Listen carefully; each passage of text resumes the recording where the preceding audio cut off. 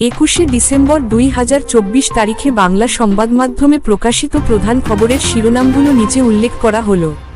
প্রথম আলো, আমলীগ ফিরবে, বলায় অভিযুক্ত ইউএনওকে পদোন্নতি দিয়ে বদলি, ফরিদপুরের সদরপুরের ইউএনও আল মামুনকে আওয়ামী লীগ ফিরে আসবে মন্তব্যের অভিযোগে বদলি করা হয়েছে। কবি হেলাল হাফিজ মারা গেছেন, এখন যৌবন যার মিছিলে যাবার তার শ্রেষ্ঠ সময়, খ্যাত কবি হেলাল হাফিজের মৃত্যু।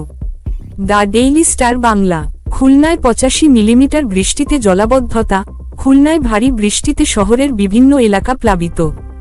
গাজীপুরের 95% পোশাক কারখানা খুলেছে, শ্রমিক অসন্তোষ কমে আসায় গাজীপুরের অধিকাংশ পোশাক কারখানা পুনরায় চালু।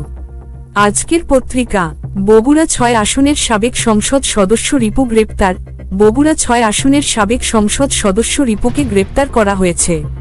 ঢাকার বাতাস আজও খুবই অস্বাস্থ্যকর, ঢাকার বায়ুমান আজও খুবই অস্বাস্থ্যকর পর্যায়ে রয়েছে। ঢাকা টুডে, সরকারি চাকরিজীবী ছাড়াও যারা বেতন বৃদ্ধির সুবিধা পাবেন, সরকারি কর্মকর্তা কর্মচারীদের পাশাপাশি আরও কিছু পেশার লোকজন বেতন বৃদ্ধির সুবিধা পাবেন। জাতীয় নির্বাচনের সম্ভাব্য সময় জানালেন প্রধান উপদেষ্টা। প্রধান উপদেষ্টা জানিয়েছেন, জাতীয় নির্বাচন 2025 সালের শেষ দিকে অথবা 2026 সালের প্রথমার্ধে অনুষ্ঠিত হতে পারে।